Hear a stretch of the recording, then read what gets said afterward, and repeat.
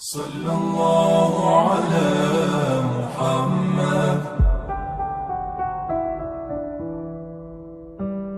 ایک بات بڑی ضروری ہے، وہ میں نے آپ سے ضرور کرنی ہے۔ ایک آیت ہے قرآن پاک کی سورت بقرہ پہلا سپارہ آیت نمبر 120۔ اللہ تعالیٰ نے ایک حد بیان کر دی، فرمایا وَلَن تَرْضَىٰ عَنْكَ الْيَهُودُ وَلَا النَّصَارَىٰ حَتَّىٰ تَتَّبِعَ مِلَّتَهُمْ۔ فرمایا یہ یہودی اور عیسائی تم سے ہرگز راضی نہیں ہوں گے۔ یہ قرآن ہے اور سادہ ترجمہ تفسیر کی بھی ضرورت نہیں۔ یہ معاہدے کر لیں، محبت کے وعدے کر لیں، یہ تم سے راضی نہیں ہوں گے۔ کب راضی ہوں گے؟ حتی تتبع ملتہم، یہاں تک کہ تم ان کے دین کی پیروی کرنے لگ جاؤ۔ میرا جب پہلی دفعہ پاسپورٹ بنا تو میں نے سارا پڑھا، کتابیں پڑھنے کا شوق تھا شروع سے۔ اس کے ہر صفحے پہ لکھا ہے کہ سوائے اسرائیل کے، یعنی آپ پوری دنیا میں یہ سبز ہلالی پاسپورٹ لے کے جا سکتے ہیں، خبردار اسرائیل آپ یہ پاسپورٹ لے کے نہیں جا سکتے۔ یعنی اتنی نفرت کسی ملک سے کہ اس پر لکھ کے چھاپ دیا ہر صفحے پر کہ یہ پاسپورٹ سوائے اسرائیل کے ہر ملک کے لیے کارآمد ہے۔ میرا سوال ہے عرب کے ان لیڈروں سے جنہوں نے اسرائیل کے ساتھ معاہدہ کیا، مجھے بتاؤ تمہیں فلسطین کی بیٹیاں بھول گئی نا ساری کی ساری؟ تمہیں وہ ماں بھول گئی نا جو مسجد اقصیٰ کے دروازے پہ کھڑی ہو کے چیخیں مارتی تھی اور کہتی تھی کوئی علی کو خبر کرو کہ میری بچیاں قید میں ہیں؟ وہ بھول گئی؟ تمہیں وہ بہن بھول گئی نا جس پر شراب کی بوتل انڈیلتے تھے اسرائیل کے فوجی؟ وہ آپ کو ابھی بھی ویڈیو مل جائے گی۔ وہ انڈیلتے تھے شراب کی بوتل، اسے پکڑتے تھے، دست درازی کرتے تھے، اور وہ بیٹی کہتی تھی یا رحمت للعالم۔ بھول گیا تمہیں وہ سارا کچھ؟ تم نے 1 منٹ لگایا اور تم معاہدہ کس سے کروا رہے ہو؟ امریکہ کے صدر سے؟ اتنا ظلم کیا تم نے، اتنا قاتل کے ساتھ معاہدہ؟ کیا سمجھتے ہو فلسطین والوں کا کوئی والی وارث نہیں؟ سنو، میرے رسول کریم صلی اللہ علیہ وسلم نے فرمایا میرا کوئی مالدار امتی دنیا سے چلا جائے، پیسے جائیدادیں چھوڑ کے، نبی پاک صلی اللہ علیہ وسلم نے فرمایا مسلمان ایک جسد واحد کی طرح، ایک جسم کی طرح، ایک حصہ تکلیف میں ہو تو دوسرا اس کی درد محسوس کرتا ہے۔ انسان کے وجود کے اندر سب سے قیمتی اس کا دماغ ہوتا ہے، اسی سے سوچتا ہے، اسی سے وہ عمل کرتا ہے، اسی سے منصوبہ بندی کرتا ہے، اسی سے وہ مومن ہوتا ہے، اسی سے معاذ اللہ کافر ہوتا ہے۔ اور وجود کے اندر جس کو درجے کے لحاظ سے بولنے میں بعض اوقات کم درجہ سمجھا جاتا ہے وہ پیر ہوتے ہیں۔ اور تو میری ٹھوکر کے بھی قابل نہیں، میں تجھے جوتے کی نوک پہ، پیر کی نوک پہ بھی نہیں سمجھتا۔ ہم یہ کہتے ہیں محاورتاً کہ تو پیروں کے قابل بھی نہیں، یعنی سب سے اعلیٰ درجہ دماغ کو دیا، دل کو دیا، اور سب سے ہلکا درجہ پاؤں کو دیا۔ لیکن مجھے بتلائیے گا اگر کبھی پاؤں کی سب سے چھوٹی انگلی، چھنگلیا، چیچی، اس پہ اگر کبھی زخم لگ جائے تو جسم کا سب سے اعلیٰ حصہ دماغ ہے، دماغ نے کبھی یہ کہا ہے کہ چھوڑو یہ تو سب سے نچلا درجہ ہے، نہیں جانا ڈاکٹر کے پاس، اتنا ٹائم کہاں ہے، رہنے دو، چھوٹی سی تو انگلی ہے، خیر ہے؟ ایسا کبھی ہوا ہے؟ دماغ فوراً کہتا ہے کہ باقی کام بعد میں کریں گے، پہلے ڈاکٹر کا پتہ کرو، اس کو مرہم پٹی کراؤ، کیونکہ اسے پتہ ہے کہ اگر یہاں درد رہی تو باقی جسم میں بھی درد رہے گی۔ اور یہ بھی پتہ ہے دماغ کو کہ اگر میں نے یہاں علاج نہ کرایا انگلی کا تو کہیں پیر بھی سارا زخمی نہ ہو جائے، اور اگر پیر کا علاج نہ کرایا تو ٹانگیں اور باقی وجود تک بھی زخم نہ آ جائے۔ لہذا دماغ جلدی فیصلہ کرتا ہے، ٹیسٹ کرانے کا، چیک اپ کرانے کا، دوائی لینے کا، مرہم پٹی کا۔ اور میرے بھائی مسلمان ایک وجود کی طرح ہے۔ یہ تو ہو سکتا ہے کچھ مسلمان ملک غریب ہوں اور کچھ کے پاس تیل کے کنویں ہوں، کچھ کے پاس سونے کے پہاڑ ہوں، یہ تو ہو سکتا ہے کہ بعض اوقات یہ وہ سمجھ لیں کہ ہم اعلیٰ درجے کے ہیں، لیکن یہ یاد رکھیں اگر ایک جسم کی طرح ہیں، سوچتے ہیں اور ہیں، کیونکہ نبی پاک نے فرمایا ہے، اگر اس طرح سوچتے ہیں تو پھر میرا خیال ہے کہ جس طرح تیل کے کنویں والے کو اپنی درد ہوتی ہے نا، سونے کے پہاڑوں والے ملک کو جس طرح اپنی درد ہوتی ہے نا، اس طرح اسے کسی کو بھیکارت کی نظر سے دیکھنا نہیں چاہیے، چونکہ جسد واحد ہے۔ اور جسد واحد میں اگر کوئی درجہ بڑا بھی رکھتا ہو کہ جناب ہمارے پاس ایک بڑی جگہ ہے، متبرک جگہ ہے، ہم بڑے ہیں، تو آپ بڑے ہیں، لیکن بڑا دماغی یہ فیصلہ کرتا ہے کہ بھائی وہ چھوٹا سا پیر کا حصہ زخمی ہے، جلدی کرو علاج کراؤ، لیکن بڑے دماغ والا کہے کہ میرا گھر تو محفوظ ہے۔ معراج کی بات کرنے کا تو اب وقت آیا ہے، اس لیے کہ معراج کا سارا واقعہ تو مسجد اقصیٰ کے گرد گھومتا ہے۔ سبحان الذی اسریٰ بعبدہ لیلا من المسجد الحرام الی المسجد اقصی، حضور نے معراج کی رات مسجد اقصی میں نماز پڑھائی تھی، اور ایک بار پھر سے طیبہ سے فلسطین میں آ، راستہ دیکھتی ہے پھر مسجد اقصی تیرا۔ ایک بار حضور گئے تھے مکے سے مسجد اقصی، اور پھر حضور فرماتے ہیں جب میں واپس گیا نا تو کفار نے جو کہ مسجد اقصی دیکھی ہوئی تھی تو مجھ سے پوچھنا شروع کر دیا کہ مسجد اقصی کی کھڑکیاں کتنی ہیں، دروازے کتنے ہیں، پلر کتنے ہیں۔ جب انہوں نے سوال جواب کیے تو حضور فرماتے ہیں کہ رب کریم نے مسجد اقصی کو اٹھا کے میرے سامنے رکھ دیا، میں دیکھتا جاتا تھا، بتاتا جاتا تھا، کہہ لوں بات کر لوں۔ ایک دفعہ حضور مکے سے مسجد اقصی آئے، اور ایک دفعہ مسجد اقصی میرے نبی کی زیارت کے لیے مکے گئی، حضور کی زیارت کے لیے مکہ شریف گئی۔ او میرے نبی تو صرف کسی چیز کی طرف ایک دفعہ دیکھ لیں تو وہاں رحمت کے پھول کھلتے ہیں۔ مسجد اقصی کی طرف منہ کر کے 17 مہینے میرے نبی نے نماز پڑھی ہے۔ مسلمانوں پتہ ہی کوئی نہیں، ہماری خبریں ہی اور ہیں، ہمارا درد ہی اور ہے، ہمیں پتہ ہی نہیں بم کہاں برس رہے ہیں، ہمیں یہ خبر ہی نہیں۔ اور میں اس دور میں تقریریں کر رہا ہوں جہاں سوتوں کو جگانا نہیں پڑتا، جاگتوں کو جگانا پڑتا ہے۔ سیانے لوگوں کو سمجھانا ہمارے ذمہ لگ گیا، کیا کریں؟ اس قوم کو سکھانا پڑتا ہے جسے پتہ سارا ہے، لیکن جان بوجھ کے آنکھیں ہماری بند ہیں۔ یہ مولوی کو بات کرتا تو لوگ کہتے دیکھو مولوی گالی دیتا ہے، لیکن اگر قائد اعظم محمد علی جناح کہے کہ اسرائیل امریکہ کی ناجائز اولاد ہے تو پھر تو تمہیں ہضم کر لینا چاہیے نا، پھر تو لبرل کو بھی ہضم ہونا چاہیے نا کہ قائد اعظم نے کہا ہے، اور اس ناجائز بچے کو تم نے اتنی طاقتیں دے دی کہ وہ مسلمانوں کے قبلہ اول میں نماز پڑھنے والوں کو بھی نہ بخشے۔ کہاں گئی تمہاری وہ انسانی حقوق کی بڑی بڑی تنظیمیں، کدھر گئی؟ اور میرا پاکستانی میڈیا سے بھی سوال ہے، چند دن پہلے سیالکوٹ میں ایک واقعہ ہوا، ناانصافی ہو گئی جی، ناانصافی ہو گئی جی ایک بی بی کے ساتھ، ہر بندے نے شور مچایا، بڑے بڑے طوفان اٹھتے ہیں، کیوں ہوا جی کیوں ہوا؟ تو مسجد اقصی کی توہین ہو گئی تو پھر طوفان کیوں نہیں اٹھا؟ ٹاک شو کیوں نہیں ہوئے؟ بحثیں کیوں نہیں ہوئی؟ میں اس موم بتی مافیا کا کیا کروں؟ ان لبرل لوگوں کا کیا کروں؟ ان کے سپورٹروں ووٹروں کا کیا کروں؟ ان سیاسی جماعتوں کے کارکنوں کو کیا نام دوں کہ جو ان فضول بحثوں میں تو وقت ضائع کرتے ہیں، اور وہ مسجد اقصی جس کے بارے میں میرے نبی پاک صلی اللہ علیہ وسلم سے ایک صحابیہ نے پوچھا تھا، یا رسول اللہ مسجد اقصی میں نماز پڑھنا کتنا کو بہتر ہے باقی نمازوں کے مقابلے میں؟ تو حضور نے فرمایا 1000 گنا بہتر ہے۔ بی بی عرض کرنے لگی سونیا میں جا تو نہیں سکتی، دل بڑا کرتا ہے۔ تو حضور نے فرمایا جا نہیں سکتی تو وہاں تیل ہی بھجوا دے، جس میں حاضری لگوانے کی حضور بات کریں جس مسجد میں۔ اور نبی پاک علیہ السلام نے فرمایا خاص کر کے سفر کرنا ہوا تو 3 مسجدوں کے لیے کرنا، ایک مسجد حرام بیت اللہ کے لیے، ایک مسجد نبوی کے لیے، اور تیسرا مسجد اقصی کے لیے۔ بیت المقدس مسجد اقصی معمولی جگہ نہیں، حضور نے فرمایا 3 سفر کرو تو سمجھنا ہم عبادت کر رہے ہیں۔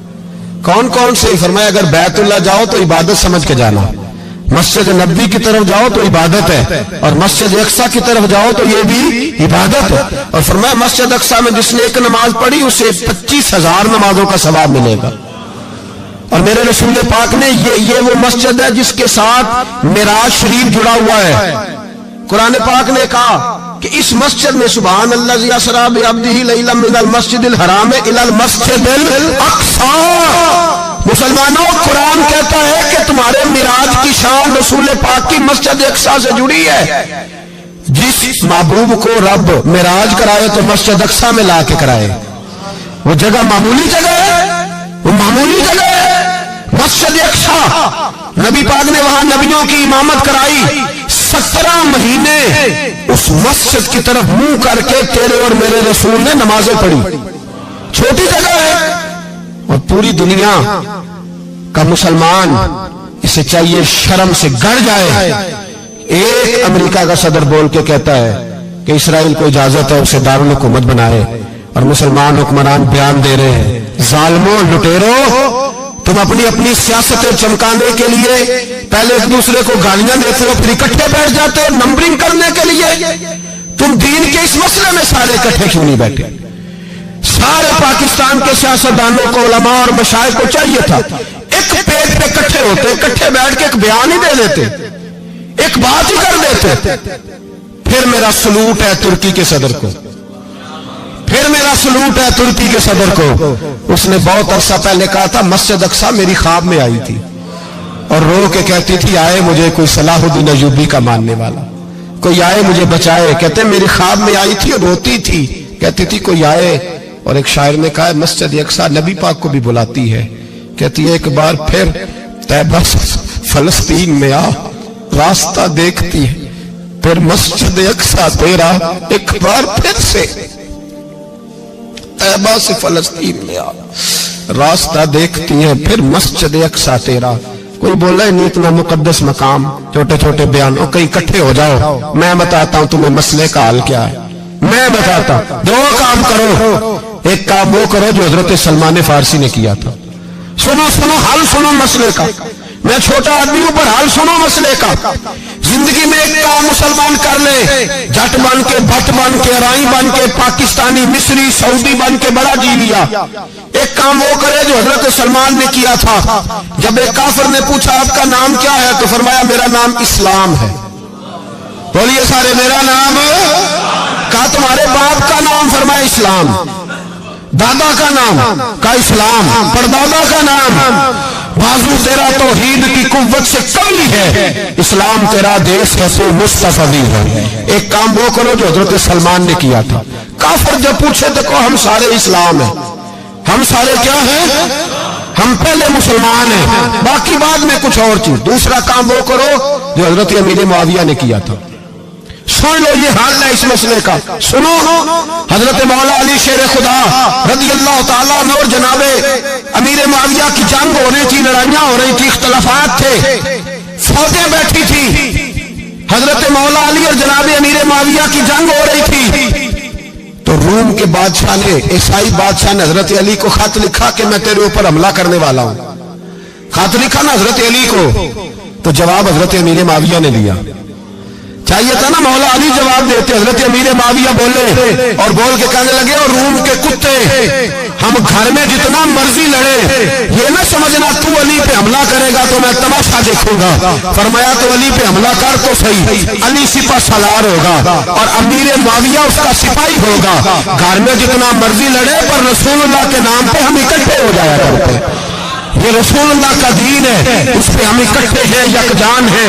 फरमाया अली सिपा सलार होगा और अमीर मुआविया सिपाही होगा, इकट्ठे निकलेंगे और कुफर को बताएंगे कि अगर तुम मुसलमानों की तरफ देखोगे फिर हम यकजान हैं, फिर हम बोलिए फिर हम गुंबद खजरा के साए तले एक हैं, एक हैं, एक थे और एक रहेंगे। इसलिए ये दो काम अगर मुसलमान करें, दो काम ठीक है, इख्तलाफ हो गए, बड़ा कुछ हो गया, लेकिन उनसे कहें कि जब तुम आओगे तो फिर हमें लहदा लहदा नहीं पाओगे, फिर हमें तुम इकट्ठे पाओगे, इकट्ठे मैदान में निकलेंगे। और कोई इतनी लंबी चौड़ी बात नहीं, मैं क्या करूं, मेरा तो आइडियल बनता जा रहा है तैयब उर्दगान। अजीब बात है ना कि उसके पास एटमी ताकत आपसे कमजोर है, आपकी तगड़ी है। उसके पास जो फौजी ताकतें हैं वो अपनी जगह पर, आपकी फौजी ताकतों का लोहा मानती है दुनिया। लेकिन फिर मुझे कहने दो ना, मैदान में बंदा एटमी ताकत से नहीं लड़ता, ईमान की कुव्वत से लड़ता है। और बोल उठा है ना, क्या कर लिया उसने अपनी पार्लियामेंट से खिताब किया है, मुतालबा है, उलमा से गुजारिश है, मशाइख से गुजारिश है, हर मकतबा फिक्र के आदमी से गुजारिश है, उलमा और सियासतदानों से अपील है कि पार्लियामेंट का मुश्तरका इजलास बुलाएं, मुश्तरका, उसमें हर सियासी जमात का लीडर बैठे और इकट्ठे बैठ के उनको ये मैसेज दे कि बाजू तेरा तौहीद की कुव्वत से कवी है, इस्लाम तेरा देश है तू मुस्तफी। और उनको बताएं कि हजारों कौमें वजूद में आई, दहर में खुश्क तर के रिश्ते से हमने बुनियाद दोस्ती रखी, याद खैरुल बशर के रिश्ते से। मुसलमान ही नहीं होता। सलाहुद्दीन अय्यूबी अपने खैमे में बैठे तो एक बीबी आ गई, उस कबीले का कोई शख्स मुसलमान नहीं होता। बीबी आई, आगे कहने लगी मेरे 4 बेटे जंग में खो गए, छोटे छोटे बच्चे, جنگ میں کھو گیا مل نہیں رہے، فوجیوں کو حکم دے مجھے میرے بچے تلاش کر کے دیں۔ صلاح الدین ایوبی نے جھٹ پر سر پہ امامہ باندھا، نیزہ پکڑا، سینے بند باندھا، اپنے جبے کو سمیٹا اور باہر کہنے لگی تو کدھر جا رہا ہے؟ کہنے لگا میں خود تیرے بچے تلاش کر کے دوں گا۔ صلاح الدین چند سپاہی ساتھ گلی گلی نکلے، گلی گلی فجر کے نکلے، اثر ہو گئی، تھک گئے، 2 نمازیں صحرا میں پڑھی، جنگل کے اندر پہنچے تو ایک کونے میں 4 بچے ایک جگہ ڈرے اور سہمے ہوئے بیٹھے ملے۔ صلاح الدین ایوبی اٹھا کے لائے، ماں کو کہنے لگے تیرے بچے ہیں۔ نکلا اس لیے تھا کہ میرے نبی نے فرمایا بچے جدا ہوں تو ماں کو درد بڑا ہوتا ہے، اور میرے رسول نے فرمایا تھا جب جنگ کرنے جاؤ تو کھیت برباد نہ کرنا، فصلیں تباہ نہ کرنا، بچوں کو ماں سے جدا نہ کرنا۔ فرمایا میں سوچ رہا تھا تیرے بچے کہیں میری وجہ سے جدا ہو گئے تو مصطفیٰ کو جواب کیا دینا؟ فرمایا تیرے بچے ڈھونڈ کے لایا ہوں۔ بچے ماں کے پاس آنے لگے تو ماں نے بڑے بیٹے کے منہ پہ تھپڑ مارا، کہتا اماں کیا ہوا؟ کہنے لگے تو نے سنا نہیں کہ دشمن کے بچوں کی اتنی حفاظت کرتا ہے، میرے پاس نہ جا، اس کے قدموں میں بیٹھ جا، جس نبی کے غلام اتنے سچے ہیں وہ نبی کتنا سچا ہوگا۔ بنو قریظہ اور بنو نذیر 2 محلے تھے یہودیوں کے۔ یہودیوں نے بڑی عہد شکنی کی تو نبی پاک صلی اللہ علیہ وسلم نے ان کو بے دخل کر دیا، مدینے سے نکال دیا، مدینہ منورہ سے۔ یہودی نکل گئے مدینہ طیبہ سے، تو جب وہ نکل کے جا رہے تھے تو ان کے مکان، ان کے باغ، ان کی جائیدادیں بچ گئیں۔ نبی پاک علیہ السلام نے انصار مدینہ کو پہلے بلایا، جاگ رہے ہیں نا آپ لوگ؟ پیسے آتے کسی کو برے لگتے ہیں؟ اب تو یہ بھی حلال حرام کی تمیز بھی اٹھتی جا رہی ہے۔ جائیداد، باغ، مال، علاقہ خالی ہوا ہے، وہ چلے گئے اور لوگ تو ڈھونڈتے پھرتے ہیں۔ اللہ خیر فرمائے، شاملہ جگہ ملتی نہیں ان شہروں میں، وہ کس کس نے نام کرا لی، کدھر گئی ہے کوئی خبر ہی نہیں، خالی جگہ پڑی ہے۔ میرے نبی پاک علیہ السلام نے پہلے انصار مدینہ کو بلایا، حضور نے فرمایا انصاریوں بہت بڑی جائیدادیں یہودیوں کی، بنو نذیر اور بنو قریظہ محلے خالی ہو گئے، میرا دل کرتا ہے وہ تمہیں دے دوں، اس لیے کہ تم نے اپنے مہاجر بھائیوں کے ساتھ بڑا تعاون کیا، جائیدادیں تم نے دے دی ہیں، مکانات دے دیے ہیں، بڑا کچھ تم نے دیا ہے، میرا دل کرتا ہے وہ تمہارے نام کر دوں۔ تو انصار مدینہ کیا کہنے لگے یا رسول اللہ دے تو ہم نے دیا ہے پر وہ بیچارے جھچکتے ہی رہتے ہیں، وہ جھچکتے ہی رہتے ہیں، کھول کے ہماری چیزیں استعمال نہیں کرتے۔ تو حضور ہم تو پہلے ہی انصار ہیں، ہمارے پاس بڑا کچھ ہے، آپ مہربانی فرمائے وہ سارا کچھ مہاجروں کو دے دے مہاجرین کو، ہمیں نہیں چاہیے۔ اب چلے گئے بات کر کے، میرے حبیب پاک نے مہاجروں کو بلا لیا، فرمایا بنو نذیر اور بنو قریظہ قبیلے کی جائیدادیں آئی ہیں، تمہارے پاس بظاہر جو چیزیں ہیں بھی وہ بھی انصار مدینہ کی ہیں، تو میرا یہ خیال ہے کہ وہ سارا کچھ تمہیں دے دیا جائے۔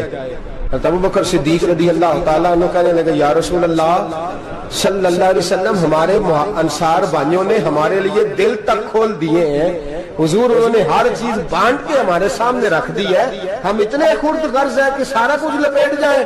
کہا حضور ہمارے پاس جو مکان ہے وہ ہے، ہم کاروبار کر رہے ہیں، تجارتیں کر رہے ہیں، مزدوریاں کر رہے ہیں، ہم انشاءاللہ اور بنا دیں گے، آپ یہ ہماری طرف سے ہمارے انصار بھائیوں کو گفٹ کر دیں، آپ انہیں دے دیں۔ میرے حبیب کی آنکھوں میں آنسو آ گئے، میرے نبی پاک علیہ السلام رو پڑے، یا رسول اللہ آپ کیوں روتے ہیں؟ فرمایا تمہارا یہ بھائی چارہ قائم رہا تو اللہ اسلام کو بڑی قوتیں عطا فرمائے گا، اللہ طاقتیں دے گا اسلام کو، اگر تمہارا یہ رنگ قائم رہا، یہ انداز، میرے غلاموں تمہارے یہ طور طریقے، ایک بھائی کہتا ہے دوسرے کو، دوسرا کہتا ہے تیسرے کو۔ مسلمانوں کی نا ایک تعداد لڑتے لڑتے لڑتے لڑتے دور چلے گئی، تاتاریوں نے قید کر لیا، 4 مسلمان تھے، تبلیغ کرنے گئے، جنگ کرنے گئے، جہاد کرتے کرتے کافروں سے لڑتے لڑتے تاتاری قوم میں چلے گئے، وہاں قید کر لیے گئے تو سزائے موت کا حکم ہوا، 4 بزرگ تھے، سزائے موت کا حکم ہوا تو تاتاری بادشاہ جو تھا وہ بڑا خلاف تھا، بڑا سخت مخالف تھا مسلمانوں کے، اس نے کہا کہ ان کو جب پھانسی دینا نا مسلمانوں کو تو میرے سامنے دینا۔ اب 4 عالم ہیں، 4 صوفی ہیں، سفید داڑیاں، سر پہ امامے، پھانسی کا وقت آیا تو جو پھانسی گھاٹ ہے وہ ایک ہے، چاروں کو اکٹھے پھانسی نہیں ہو سکتی، ایک کو کہا کہ ایک ایک کر کے ان کو پھانسی دو۔ جب پھانسی کا وقت آیا نا تو جو سب سے پیچھے صوفی تھے وہ دوڑ کے آگے آئے، کہنے لگے بادشاہ پہلی باری میری لگا، پہلی. اب بادشاہ نے کہا ٹھیک ہے اسے لٹکا دو. وہ قریب آئے تو دوسرے دوڑ آئے, کہنے لگے نہیں نہیں پہلی باری میں نے زیادہ کافر قتل کیے, میرا بڑا جرم ہے, مجھے پہلے سزا دو. ان کو پھانسی دینے لگے تو تیسرے آ گئے, کہنے لگے نہیں یہ تو میرا قتل کرتا تھا, رستے میں بتایا کرتا تھا, ڈھونڈ کے میں بتلاتا تھا کہ یہاں زیادہ تعداد ہے, مجھے پہلے پھانسی دو. تیسرے کے ساتھ بات ہو رہی تھی تو چوتھا دوڑا آیا, کہنے لگا یہ رستے بتاتا تھا, یہ تبلیغ کرتا تھا, یہ سارا کچھ کرتا تھا, لیکن کہا یہ کہتے کہ چلو واپس چلتے ہیں. میں جانے نہیں دیتا تھا, میں کہتا تھا اور کافر مارنے اور علاقے فتح کرنے, میرا جرم بڑا ہے, مجھے پہلے پھانسی دو. بادشاہ کہنے لگا مجھے 35 سال ہو گئے حکومت کرتے, بڑی دنیا کو پھانسی دی ہے, لوگ تو ایک دوسرے کو دھکے دیتے ہیں کہ پہلے تو جا پہلے تو جا, اور تم کیسی قوم ہو کہ ایک دوسرے پہ قربان ہو رہے ہو. کہنے لگا تم ایک باپ کی اولاد ہو.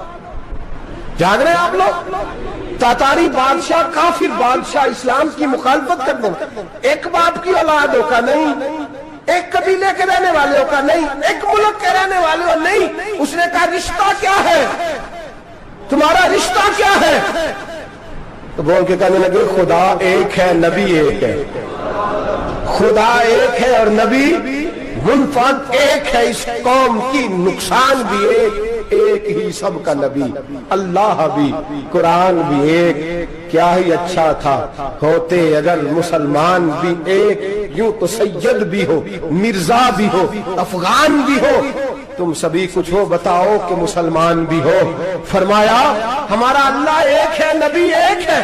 تو کہا پھر ایک دوسرے پہ جان کیوں دیتے ہو؟ فرمایا ہمارے نبی نے ہمیں بھائی بھائی بنا دیا ہے, بھائی کا دل نہیں کرتا اس کی آنکھوں کے سامنے بھائی چلا جائے, ہمارا دل نہیں کرتا پہلے مجھے دے پہلے مجھے دے.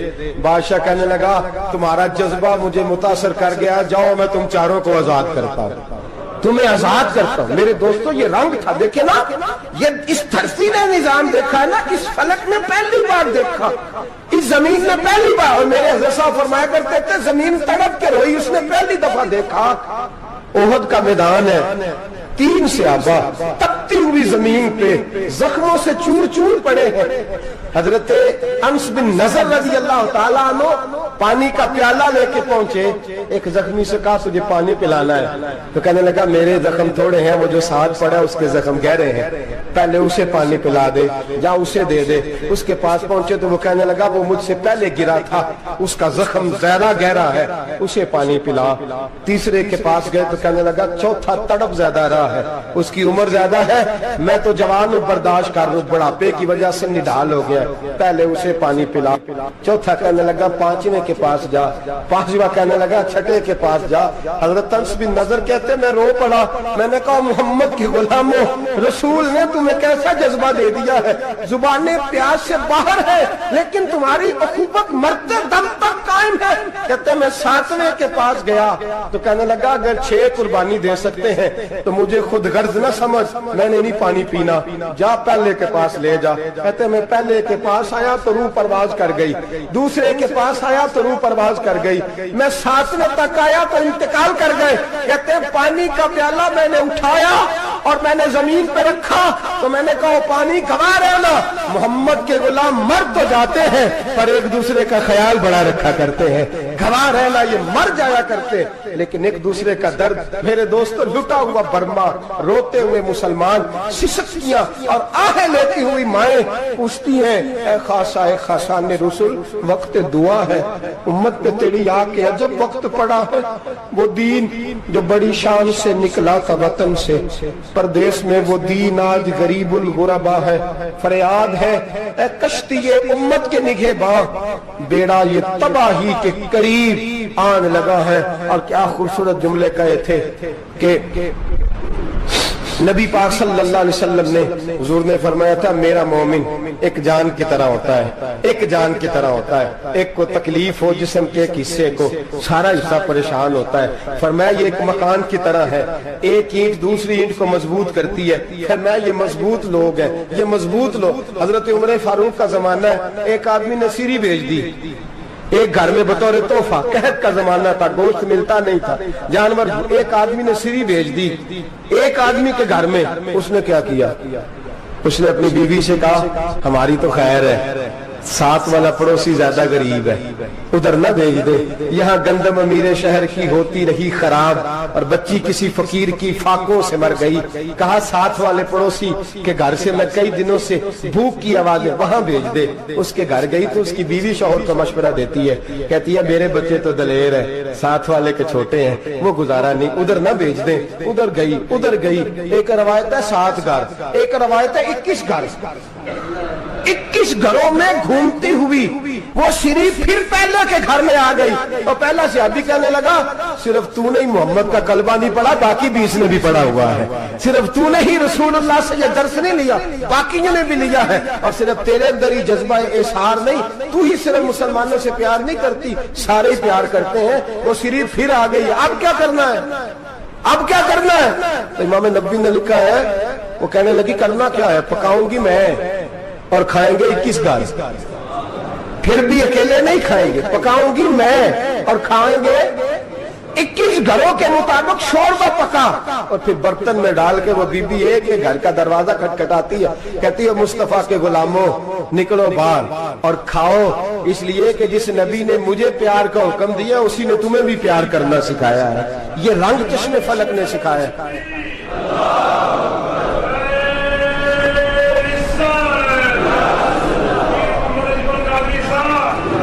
آپ کی بڑی مہربانی، زندہ باد وہی ہے جس کو اللہ رسول زندہ باد فرمائے، بڑی مہربانی، اللہ جزا دے۔ عرض یہ کرنے جا رہا تھا کہ رسول کریم صلی اللہ علیہ وسلم نے پیغام دیا امت کو، فرمایا کہ دیکھیں نا کتنے بڑے لفظ ہیں، یہ نہیں فرمایا دوزخ میں جائے گا، یہ نہیں فرمایا کہ اسے جہنم کی سزا ملے گی، میرے نبی نے فرمایا میں اسے مومن مانتا ہی نہیں، میں اسے مسلمان اپنا مانتا ہی نہیں۔ حضور کسے؟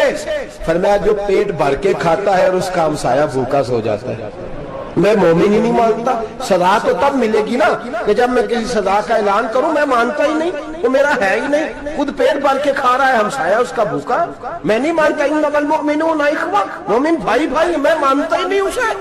اور میرے حبیب پاک اتنے بڑے لفظ حدیث میں اور کہیں نہیں ملیں گے، آپ کو اتنے بڑے جملے کہیں نہیں ملیں گے۔ میرے نبی پاک نے فرمایا اللہ کہے گا قیامت کے دن، کون؟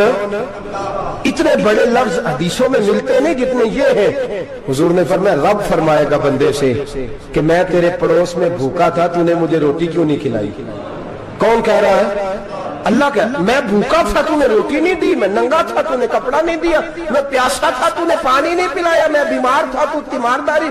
یا اللہ نہ تو کھاتا ہے، نہ پیتا ہے، نہ کپڑا پہنتا ہے، نہ تو بیمار ہوتا ہے، لا تاخذہ سنۃ ولا نوم، تجھے بیماری آتی نہیں، اونگ نیند نہیں آتی، میرے مالک تو میرے پڑوس میں تھا۔ تو حضور فرماتے ہیں رب فرمائے گا وہ جو بندہ تیرے پڑوس میں بھوکا تھا تو بندہ تو میرا ہی تھا نا، وہ جو بندہ تیرے پڑوس میں ننگا تھا تو بندہ تو میرا ہی تھا نا، وہ جو تیرے پڑوس میں پیاسا تڑپتا رہا تو وہ میرا ہی بندہ تھا۔ تو دوائی لینے جائے تو بڑے اسپتال میں اور اس بیچارے کو 20 روپے پرچی کے بھی میسر نہ آئے تو میرا ہی بندہ تھا۔ میرے دوست خیال کر اور یاد رکھ، یہ جو ہمسائے ممالک میں ظلم ہوتے ہیں، زیادتیاں ہوتی ہیں، ہمارے گھر کا پنکھا اچھا چلتا ہے، ہم جلوس اس وقت نکالتے ہیں جب ہماری لائٹ بند ہوتی ہے، ہم جلوس اس وقت نکالتے ہیں جب ہمارا ایسا جو ہمیں تنگ کرتا ہے، ہم اس وقت درد محسوس کرتے ہیں جب ہمارے گھر تک آگ آ جاتی ہے۔ یہ جو باہر آگ جل رہی ہے یہ تیرے گھر بھی آ سکتی ہے، یہ جو باہر فساد ہو رہا ہے یہ تیرے دروازے تک آ سکتا ہے۔ میرے رسول پاک نے ایک جان، مسلمان کو ایک جان قرار دیا۔ مجھے بتائیے انگلی کو کٹ لگ جائے، مسلمان ایک جان ہے نا، انگلی کو لگ جائے کٹ، دماغ کہتا ہے میں نے نہیں سوچنا اس کے بارے میں نے اس کے درد کو محسوس ہی نہیں کرنا، انگلی کی درد ہے، انگلی جانے اس کا کام جانے، ایسے ہی ہوتا ہے نا۔ بولے پیروں سے کہتے ہیں، انگلی کہتی ہے چل ڈاکٹر کے پاس، پیر کہتے ہیں نہیں میں نے نہیں جانا، انگلی کا کام ہے انگلی جائے، ایسے ہی ہے نا۔ دل سے کہتے ہیں تو تڑپ تھوڑا سا، انگلی کو درد ہے، کہتے میں کیوں تڑپوں، انگلی کا ماما، انگلی جانے اس کا کام جانے۔ ٹیلی فون کرنا ہے ڈاکٹر صاحب کا پتہ کرنا ہے تو کان کہتے ہیں میں نے نہیں بات سننی ڈاکٹر صاحب کی، زبان کہتی ہے میں نے نہیں بولنا، انگلی جانے، ایسا ہوتا ہے۔ پیر احتجاج کرتے کہ میں نے ڈاکٹر کے پاس، میں کیوں چکر کھاتا پھروں ڈاکٹر کی دکان کی، انگلی کو درد ہے انگلی جانے، ایسا ہوتا ہے بھئی۔ میرے رسول پاک نے فرمایا مسلمان ایک جان ہے، تو درد برما کے مسلمانوں کو ہو رہا ہے تو پاکستانی کہہ رہے ہیں کوئی بات نہیں، وہ جانے ان کا کام جانے، ایک جان ہے نا، درد ہونا چاہیے، تکلیف ہونا چاہیے، پھٹے پہ باتیں ہوتی ہیں اس موضوع پہ۔ اسمبلی پہ گفتگو ہوئی ہے اس موضوع پہ؟ آپ کی صوبائی اسمبلی میں اس موضوع پہ بولی ہے؟ آپ کے کونسل اس موضوع پہ بولے؟ ہم تو اپنی اپنی سیاستیں، اپنے اپنے تماشے، اپنے اپنے چکروں میں لگے ہوئے. وہ دریا کے اندر سسکتے مسلمان، بنگالی کہتے ہیں ہمارے نہیں، برمی کہتے ہیں ہمارے نہیں، پاکستانی کہتے ہیں ہمارے نہیں، ترکی کہتے ہیں. وہ کس کے ہیں؟ وہ کس کے ہیں؟ وہ اللہ کے بندے ہیں، محمد عربی کے غلام ہیں صلی اللہ علیہ وسلم. لیکن میرے دوستو، کیا ہمیں کیا غرض ہے؟ وہ جانے، ان کا کام جانے. یہ جب تیرے پیروں تک آگ آئے گی پھر تجھے پتا چلے گا یہ بڑی سخت آگ ہے. آج جس کافر نے برما پر عرصہ دراز تنگ کیا ہے، مسلمان تھوڑے تھوڑے مفاد لینے کی خاطر نا، بنو عباس اور بنو امیہ کی جنگ چل رہی تھی. بنو عباس جو تھے وہ غالب آ گئے، بنو امیہ جو تھے ان کی حکومت ختم ہو گئی. تو عیسائیوں نے بنو امیہ سے کہا کہ ہم تمہارے ساتھ تعاون کرتے ہیں، ہم تمہارے ساتھ تعاون کرتے ہیں اور بنو عباس پہ غلبہ پا کے تمہیں حکومت دلاتے ہیں. بنو امیہ بڑی جدوجہد کر رہے تھے بادشاہی کے لیے، لیکن انہوں نے کہا کہ ہم لڑ رہے ہیں، کوشش کر رہے ہیں، لیکن ہمیں کسی کافر کی مدد کی ضرورت نہیں. ہم جتنا مرضی لڑیں لیکن کافروں کے ہاتھوں بنو عباس کو مروانے کو ہم تیار نہیں.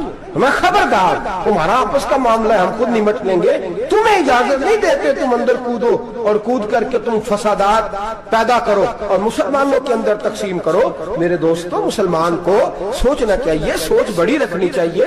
گھر کی جنگ سے نکل اب بہو ساس کے جھگڑے سے باہر آ جا، اب محلے کی سیاست چھوڑ کے باہر کا سوچ. اب اسلام کو تیری حاجت ہے.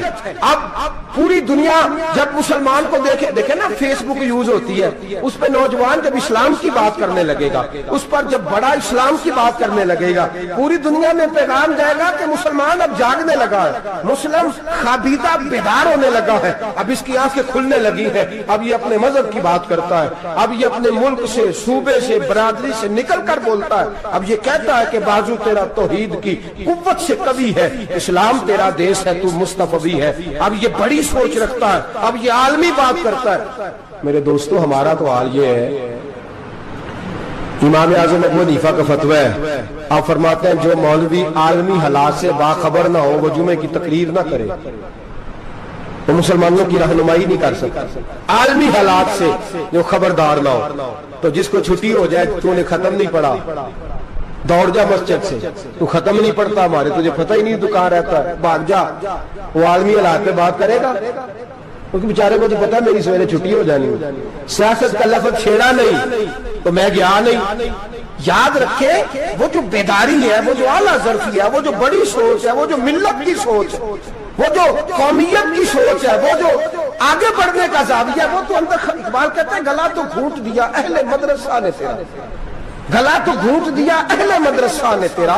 تجھے تو مدرسے والوں نے پلیٹ پکڑا دیا ہے کہ جا سویرے لنگر کٹھا کر کے لا اور دوپہر کو روٹیاں مانگ کے لا اور دیکھ آج مرا کون ہے، ختم کس کا پڑھنا ہے. تو گلا تو گھونٹ دیا اہل مدرسہ نے تیرا، اب کہاں سے آئے گی صدا لا الہ الا اللہ. تو گھونٹ دیا تیرا گلا، تو کیسے بڑی بات کرے گا؟ بڑی بات کے لیے بڑی سوچ چاہیے، بڑی تبودو چاہیے، بڑی کوشش چاہیے، بڑا حوصلہ چاہیے. مسلمان چھوٹی چھوٹی لڑائی میں، چھوٹی چھوٹی جنگ میں، ایک دکاندار دوسرے دکاندار سے لڑ رہا ہے، گلی والا دوسری گلی والی سے لڑ رہا ہے، محلے والا محلوں پہ اعتراض. ایک شہر میں رہنے والے میں نے دوسرے محلے پہ اعتراض کرتے دیکھے.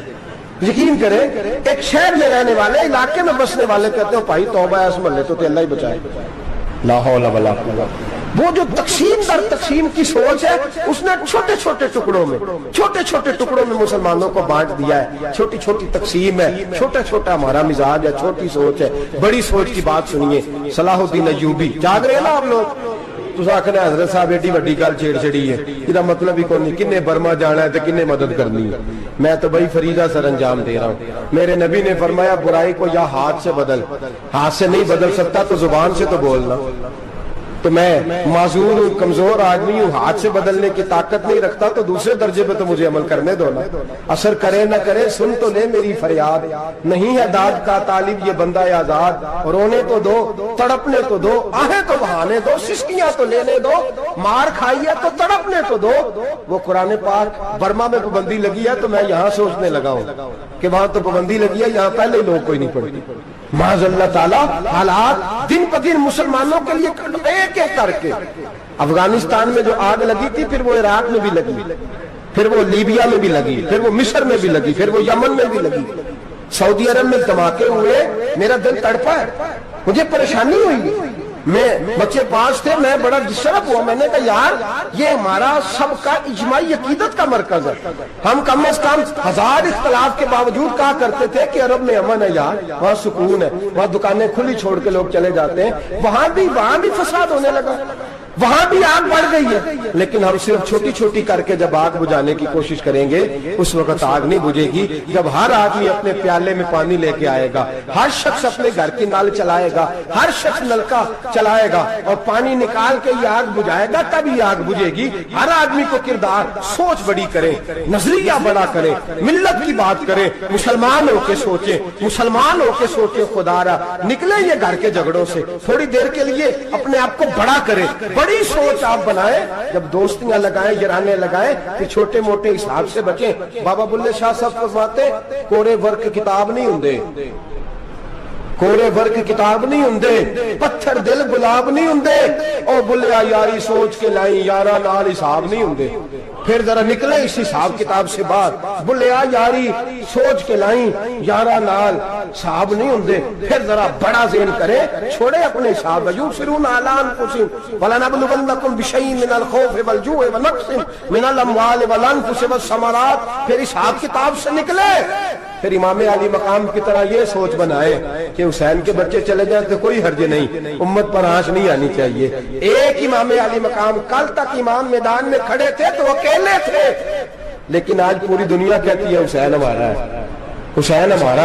आज नजरिया इमाम अली मकाम जिंदा है, तू अकेला है तो खड़ा हो, ये ना कहा कर। छोटी सी मस्जिद है, एक कोना अगर खड़कावा, मौलाना तकरीर कर रहे हैं तो क्या बनेगा, एक आवाज कहीं से गूंजा करती है, फिर उसमें तासीर मेरा अल्लाह पैदा फरमा दिया करता है, फिर उसके अंदर कुव्वत मेरा रब पैदा फरमा दिया करता है, फिर अल्लाह उसमें तासीर पैदा करके 4 दांग आलम में फैला दिया करता है। सलाहुद्दीन अय्यूबी, मुसलमानों पर जुल्म हुआ, फलस्तीन में आग लगी और पूरे फलस्तीन की गलियां खून से भर गई। एक दिन के अंदर 70,000 मुसलमान कत्ल हुआ।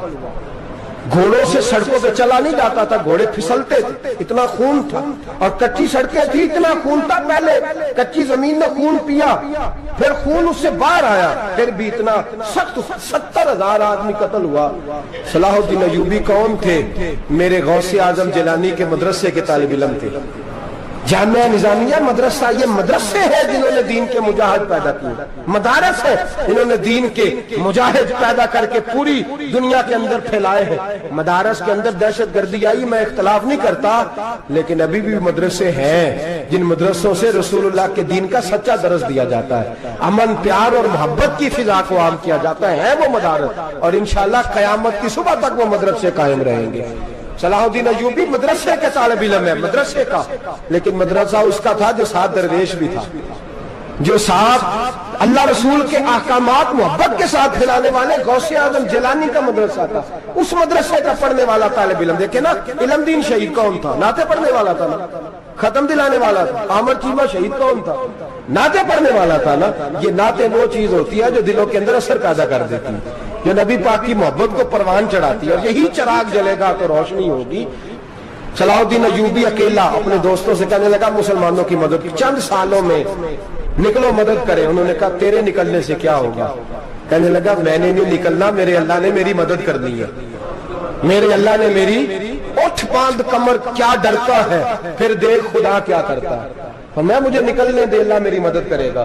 थोड़ा थोड़ा करके फौज जमा की, कोशिश की।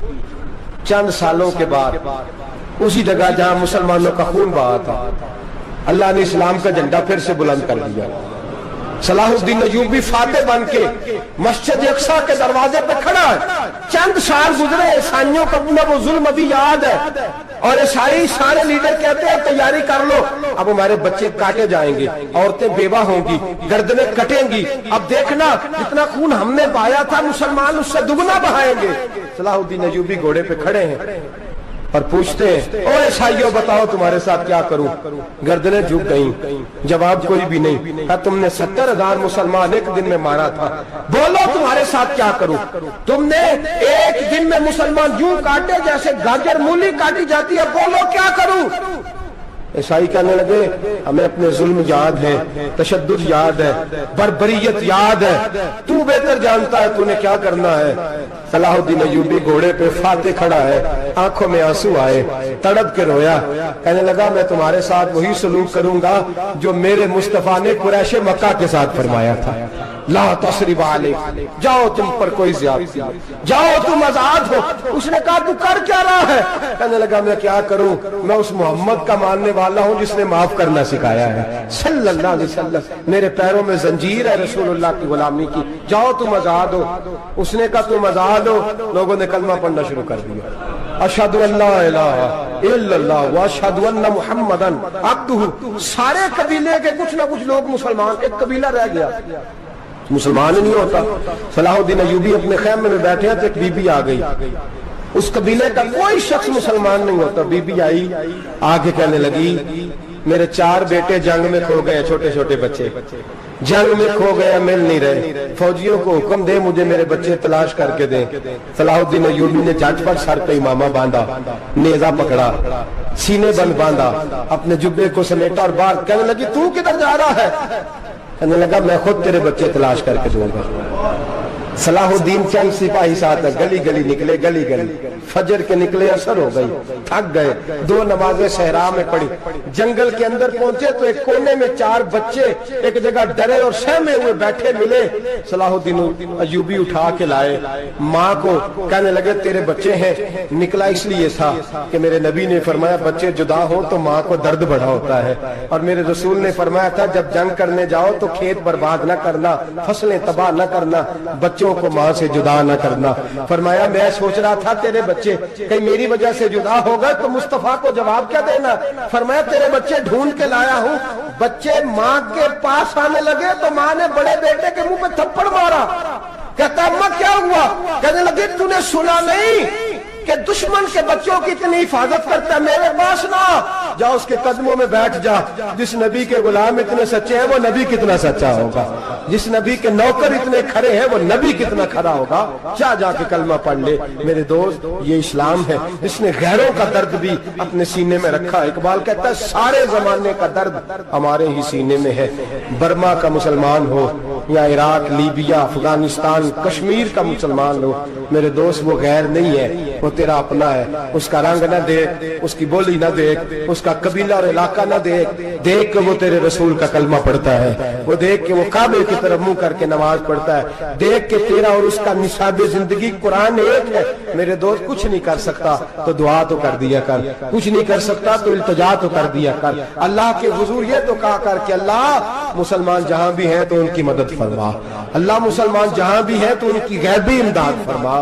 یہ دعا تو میرے دوستو ضرور کیا کرو، سوچ بڑی کریں، جب بھی آپ بولیں، جب بھی آپ لکھیں، جب بھی کسی سے بات کریں تو بحیثیت مسلمان کے بات کریں، بحیثیت ایک نبی پاک کے غلام کے بات کریں، اپنی زندگی اس انداز میں ترتیب دیں کہ پہلے آپ مسلمان ہیں، اس کے بعد آپ کچھ اور ہیں، پہلے اسلام کی بات کریں، بڑی بات کریں، بڑے حوصلے کی بات کریں، پھر اسلام کو قوت ملے گی، پھر بیداری امت کو نصیب ہوگی۔ اللہ کریم برما کے مسلمانوں کو اپنی رحمت کی ٹھنڈی چھاؤں نصیب فرمائے، ہمیشہ مدحت خیر الانام میں گزرے۔ دعا ہے یہ عمر درود و سلام میں گزرے۔ آخر دعوانا ان الحمدللہ رب العالمین۔